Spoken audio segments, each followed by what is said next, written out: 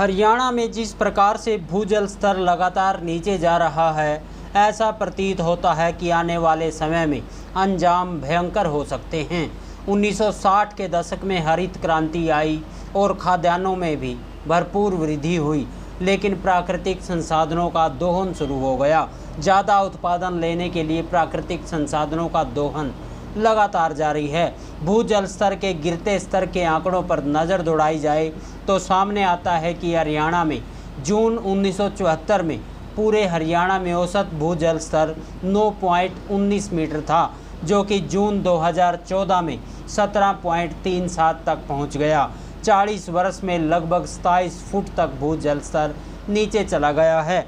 कुरुक्षेत्र जिले के आंकड़ों की तरफ यदि देखा जाए तो 1974 में कुरुक्षेत्र जिले का भूजल स्तर 10.21 मीटर था, जो कि 1999 में 17.25 मीटर व 2001 में 18.01 मीटर पर चला गया। 27 साल में लगभग 25 फुट तक भूजल स्तर का नीचे चला गया, जो कि प्रति वर्ष 1 फुट कम हुआ। वहीं 2001 से 2020 में भूजल स्तर में भारी गिरावट आई है और 40.5 मीटर तक नीचे चला गया है, जो कि 20 वर्षों में लगभग 22 मीटर तक नीचे चला गया है। इन 20 वर्षों में भूजल स्तर बहुत ज़्यादा तेज़ी से घटा है। 20 वर्षों में प्रति वर्ष 1 मीटर से भी ज़्यादा प्रति वर्ष की रेशों से भूजल स्तर घटा है, जो कि खतरे की घंटी मानी जा रही है। यदि इसी प्रकार धरती से जल का दोहन होता रहा तो वह दिन दूर नहीं जब धरती का सारा पानी ही खत्म हो जाएगा। देखिए, हरियाणा में जहाँ पर भी मीठे पानी का स्रोत है, जहाँ पर भी हमारा मीठा पानी है, वहाँ पे लगभग सभी ज़िलों में हमारा जो ग्राउंड वाटर है, उसका जो वाटर लेवल है वो निरंतरन गिरता जा रहा है। और जहाँ पे हमारा पानी की क्वालिटी पुअर है, सेलाइन वाटर है, जैसे रोहतक झज्जर में, वहाँ पे हमारा वाटर टेबल का जो ट्रेंड है वो अप है, वो वाटर टेबल ऊपर आ रहा है। तो दोनों ही विरोधाभास स्थिति है हरियाणा में। लेकिन कुरुक्षेत्र की अगर हम बात करें, कुरुक्षेत्र का जो रीज़न है वो सारे का सारा हमारा फ्रेश वाटर का है, मीठे पानी का है। तो यहाँ पे हमारा जो पानी है वो निरंतर हमारा वाटर का जो हमारा विड्रॉल ज़्यादा होने के कारण हमारा डिक्लाइनिंग ट्रेंड है। अगर हम बात करें 1974 की, तो जैसे मैं रिकॉर्ड की बात करूं, 1974 में हमारा जो ग्राउंड वाटर लेवल था जो कुरुक्षेत्र का, वो 10.55 मीटर था। जो आज अगर 2000 जून का हम डाटा लेते हैं, जून की बात करते हैं, तो वो आज हमारा 40.38 मीटर पर पहुंच गया है। तो हमारा लगभग 29.95 मीटर हमारा पानी नीचे जा चुका है, जो कि बहुत ही गंभीर स्थिति है।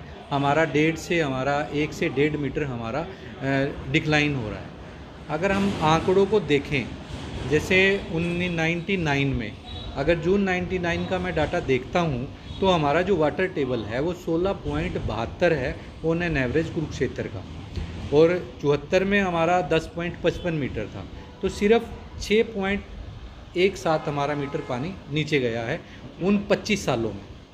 जबकि अगर हम 99 से 2020 का जो डाटा देखें, तो 20 से अब तक हमारा 99 से 20 तक हमारा 23.78 मीटर हमारा पानी नीचे गया है, जो लगभग 3 गुना है।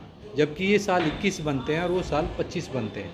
तो ये बहुत ही गंभीर समस्या है, क्योंकि 99 में हमारे समर्सिबल इंट्रोड्यूस हुए और समर्सिबल से हमारा बहुत ज़्यादा विड्रॉल हुआ, बहुत ज़्यादा पानी ड्राफ्ट हुआ, जिसके कारण हमारा सारा पानी जो है वाटर टेबल बहुत तेज़ी से डिक्लाइन हुआ। तो कुरुक्षेत्र में जो ब्लॉक है उनमें क्या स्थिति है? अलग-अलग कहीं या पूरा जिला? पूरा जिला हमारा ओवर एक्सप्लॉइटेड कैटेगरी में आता है। ओवर एक्सप्लॉइटेड कैटेगरी के बारे में अगर मैं आपको एक्सप्लेन करूं, तो ग्राउंड वाटर की एक असेसमेंट होती है जो सेंट्रल ग्राउंड वाटर बोर्ड और गवर्नमेंट ऑफ हरियाणा के सेंट्रल ग्राउंड वाटर सेल के द्वारा मिलकर की जाती है। इस असेसमेंट में हम पूरे का जितना भी ग्राउंड वाटर रिचार्ज होता है, वो रेनफॉल से हो, इरिगेशन से हो, वो कैनल से हो, वो रिवर से हो, वो जिस भी सोर्स से हो, उसको लेते हैं। और जिससे हमारा वाटर लेवल विड्रॉल हो रहा है, जैसे इरिगेशन के लिए, ड्रिंकिंग डोमेस्टिक के लिए या इंडस्ट्रियल के लिए, उसकी हम एक कैलकुलेशन करते हैं कि हमारा बैलेंस कितना बनता है, कितना रिचार्ज हुआ और कितना निकाला। तो जैसे हम उस बिहाफ पे कैटेगरी बनाते हैं, ग्राउंड वाटर की डेवलपमेंट निकालते हैं कि हमारा एक साल में मान लीजिए हमने 100 लीटर पानी हमने रिचार्ज किया और उसमें से हमने 70 लीटर पानी बाहर निकाल लिया, तो हम कहेंगे कि हम सेफ़ कैटेगरी में हैं। अगर हमारा विड्रॉल, हमारा डेवलपमेंट हमारा 90 तक है, 70 to 90 तक, तब हम सेमी क्रिटिकल कैटेगरी में आते हैं।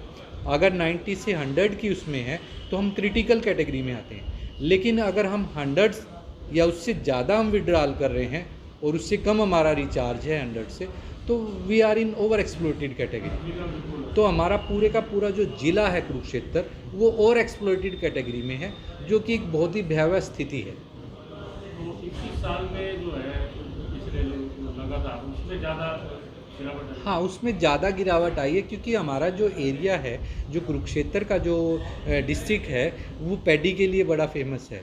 यहाँ पे फ्लड वाटर इरिगेशन होती है, तो जो फसलें पानी को सबसे ज़्यादा लेती हैं उनके लिए ग्राउंड वाटर का बहुत धड़ल्ले से यूज़ हो रहा है, जिसके कारण निरंतर गिरावट आई है।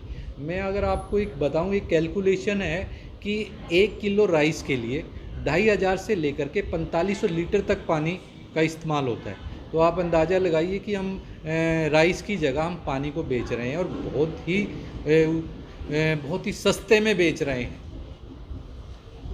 जो आपने बताया कि रोहतक की जो क्षेत्र में है पानी जी। ऊपर आ रहा है, जी जी। उसका क्या दावा करेंगे? क्या जो रोहतक और झज्जर, वहाँ पे हमारे पानी की जो क्वालिटी है वो पुअर है, उसमें सैलिनिटी ज़्यादा है। सैलिनिटी होने के कारण उसको ड्रिंकिंग के लिए, इरिगेशन के लिए मिनिमम यूज़ किया जाता है। और हमारा वहाँ पे जो विड्रॉल है वो मिनिमम है और रिचार्ज ज़्यादा है। जैसे रेनफॉल का भी रिचार्ज है और तमाम जो इरिगेशन में जो कैनल से जो इरिगेशन हुई है उसका भी रिचार्ज होता है। तो वहाँ वो चीज़ें रिचार्ज होने की वजह से और विड्रॉल कम होने की वजह से वाटर लेवल निरंतर ऊपर की ओर आ रहा है, जो कि वो भी एक अच्छी स्थिति नहीं है। उससे क्या होने वाला है? उससे एक आने वाले समय में वो चीज़ें एक समुंदर बनने की तरफ चल रही हैं, क्योंकि अगर वाटर टेबल 3 मीटर के नज़दीक आ जाता है तो हमारी जो फाउंडेशन है वो स्टेबल नहीं रहती, बिल्डिंग के लिए अनस्टेबल हो जाती है, बहुत सारी चीज़ें उसमें नुकसानदायक हो जाती हैं, हम फसल नहीं उसमें ठीक तरह से कर सकते, बहुत सारी इस तरह की जो हमारा नुकसान पहुंचाने की स्थिति में आ जाए।